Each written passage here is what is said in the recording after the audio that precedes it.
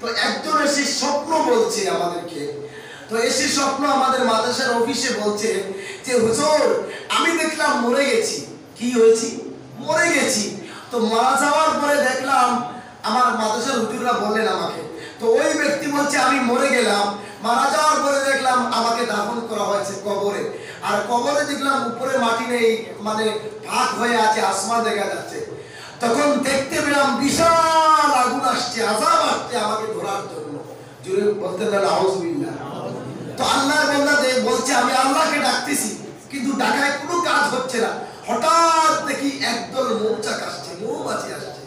আসার সঙ্গে সঙ্গে দেখলাম ওই মৌমাছিগুলো ভর দিয়ে তারে ডানা দিয়ে আগুন ধরে দিয়েছে। জুড়ে কোন সুবহানাল্লাহ। তারপরে সে বলতে হুজুর, তারপরে দেখলাম ওই মৌমাছিগুলো মুখে করে মাটি দিয়ে ওই কানাগুলো বন্ধ করে চলে গেল। আর যাওয়ার সময় বলল, হে আল্লাহর গোলাম, ও আল্লাহর গোলাম, তোমার আর ভয় নাই, তুমি হেফাজতে আরামে কবরে থাকবা।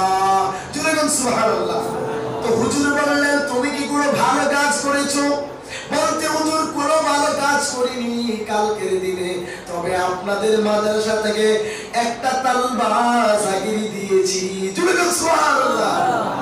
তো আমাকে বললেন, আমি বললাম এটাই তো, ওই যে তাদের আগে ভাত দিয়েছিল, জাগির দিয়েছিল, ওই আল্লাহর আযাব জালিমকে ধরার জন্য এসেছিল, ওই মাদ্রাসার তালবাকে ভাত খাওয়ানোর জন্য ওই ভাতগুলো মৌমাছি হয়ে তাকে রক্ষা করেছে।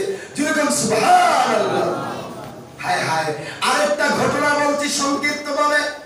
আব্দুল্লাহ নামক এক ব্যক্তি ছিল, খায়রুল মাজালিস গ্রন্থে লিখেছেন, আল্লাহর বান্দা গরীব ছিল, কাজকর্ম করে 20 টাকা রুজি করেছে হজে যাইবার জন্য। কোথায় যাইবার জন্য? হজে যাইবার জন্য। আল্লাহর গোলাম মাত্র 20 টাকা সংগ্রহ করেছে। 20 টাকায় কি হজে যাওয়া যায়? না না, 20 টাকা দিয়ে হজে যাওয়া যায় না। আল্লাহর গোলাম হজে না যাইয়া বন্ধুদেরকে বলে, বন্ধু তোরা হজে চলে যাও, আমি যাইতে পারবো না। আল্লাহর বান্দা ঘুমিয়েছে আর কাঁদছে কাঁদছে। সকালবেলা উঠে ওই 20 টাকা মাদ্রাসার মুহতমিমের হাতে দিয়েছে। জোরে বলুন সুবহানাল্লাহ। সহপাঠীরা হজে মিনা বাজারে যাইয়া দেখে ওই আব্দুল্লাহ কুরবানির পশু কিনছে, আরেকজনে দেখে তার সঙ্গে সোফা মারওয়ায় দৌড়াচ্ছে, আরেকজনে দেখে তার সঙ্গে ওই আব্দুল্লাহ আপনার তাওয়াফ করেছে। আরফার মাঠে যাওয়ার পরে আব্দুল্লাহ হেরে যায়। সবাই মনে দুঃখ নিল, আরে গরিব আব্দুল্লাহ কি জানি কি করে আমাদের সঙ্গে আসলো, আবার চলে গেল, হেরে গেল। সবাই বাড়িতে আসলো হজ করে। কয়েকদিন পরে আব্দুল্লাহর ঘরে গিয়ে বলে, ও আব্দুল্লাহ ভাই হাজি, দরজাটা খুলো হাজি সাহেব। আব্দুল্লাহ ঘর থেকে জবাব দেয় না। শেষ মুহূর্তে হাজিরা ডেকে ডেকে বলে, এ ভাই আব্দুল্লাহ, আরফার মাঠে তোমাকে হারাইয়া ফেললাম, ও হাজি দরজা খুলো। আব্দুল্লাহ চোখের পানি নিয়ে এসে বলে, ও ভাইরা রে, কাটা গায়ে কেমন লবণ দাও, পুরা গায়ে লবণ দিও না, আমি হজে যাইতে পারি না বলে তোরা আমাকে কেন এভাবে লজ্জা দিচ্ছিস ভাইরা রে? ওরা বলে, না না, কেন ভাই, তুমি আমার সঙ্গে ছিলে। আরেকজন বলে, ভাই তুমি তো আমার সঙ্গে সোফা মারওয়ায় ছিলে। আরেকজন বলে, ভাই আব্দুল্লাহ মিথ্যা বলছিস কেন, আমার সঙ্গে তোয়াফ করাইছিলে। আরেকজন বলে, ভাই মিনা বাজারে একত্রে কুরবানির পশু কিনলাম, কেন মিথ্যে বলছিস? আল্লাহর বান্দা বলে, হজে যায়নি। ওরা বলে, হজে গিয়েছে। এইভাবে তর্ক বিতর্ক করে হাজিরা ঘরে আসলো। আব্দুল্লাহ রাত্রে ঘুমিয়েছে, স্বপ্নের ঘরে দেখি কে যেন সে বলে, আব্দুল্লাহ রে আর কাঁদবি না, কাঁদবি না। গরিব বলে, হজে যাওনি, তাহলে কি হয়েছে? হজে যাওনি তো কি হয়েছে? 20 টাকা মাদ্রাসায় দেওয়ার জন্য মুহতমিম সাহেব মাদ্রাসার কাজে ব্যবহার করেছে। আর ওই মাদ্রাসার দোয়ার মধ্যে দোয়া হয়েছিল, আল্লাহ যারা মাদ্রাসায় দান করে তাদেরকে হজ নসিব করে দিও। মহতমিম তোমার ঘটনা জানে, ছাত্রদেরকে নিয়ে দোয়া করেছে, ওই মহতমিমের দোয়া আল্লাহ আরশে ধাক্কা দিয়েছে। আল্লাহ তাআলা তোমার নামে ফেরেশতা বানিয়ে তোমার সকল সুরতে হজ পালন করিয়েছে। সুবহানাল্লাহ। এই আল্লাহ আগেও ছিলেন, আজও আছে।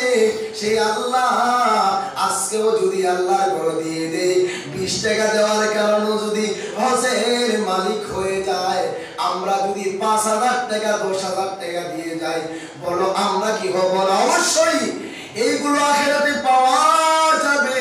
আল্লাহ বলে আস-সাফিউ মিন্নি, যে দেশে আমার বন্ধু, ওয়া আনা মিনহু, আমি আল্লাহ তার বন্ধু।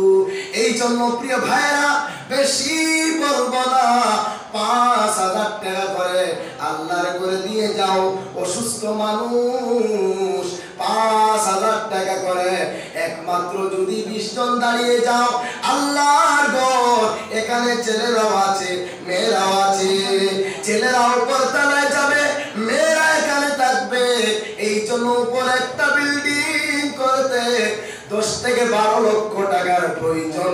এইগুলো যদি আপনারা দিয়ে যান, তাহলে আপনার টাকাগুলো কোরআনের মাদ্রাসায় লাগবে। আজকে মরে যান, কালকে দেখবা গো তোমার টাকাগুলো তোমার ছেলে ওড়াচ্ছে, আলতু ফালতু কাজে ব্যয় করেছে। আর এখানে দিলে প্রতিদিন পড়া হবে আলিফ লাম মিম। একটা মাত্র ঘটনা বলে শেষ করছি, ভালো করে আমার দিকে লক্ষ্য করুন।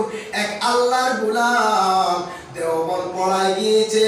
ওই আল্লাহর গোলাম যেদিন বুখারীর পরীক্ষা হবে, ওই রাতে তার মা মারা যায়। আল্লাহর বান্দা ফোন করে বলছে তার বন্ধুদেরকে কি করব? ওরা বলছে দোয়া করো মায়ের জন্য, দোয়া করো মায়ের জন্য।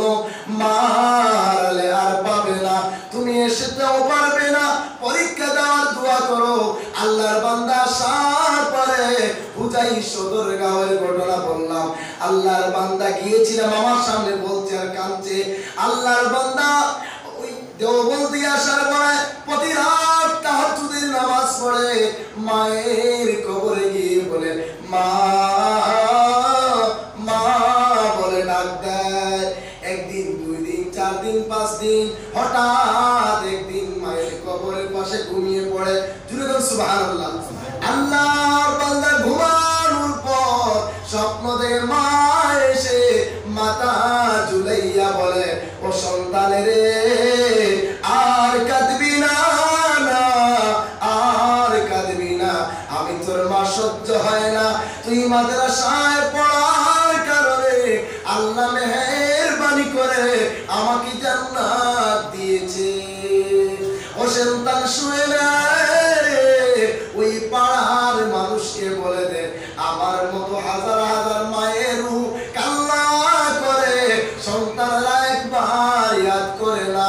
সন্তানরা ভুলে গেছে তাদের মায়ের চেহারা, সন্তানরা ভুলে গেছে মায়ের কথা।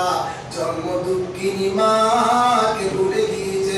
ওই মায়ের আবদার হলো তারা যেন কিছু দান করে হলেও কবরে আযাব থেকে রেহাই দেয়। সুবহানাল্লাহ।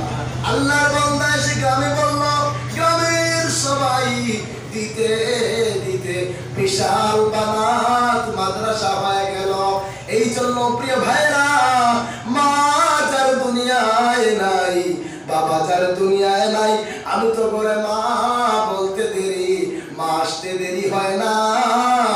আপনারও এমন মা বাড়িতে শত চিৎকার দিয়ে যদি বলেন মা মা, তবু মাকে পাবে না। পাবে কি ভাই? এই জন্য যাদের মা নাই, জনম দুঃখিনী মা, ওই মায়ের রূহের উপরে এমন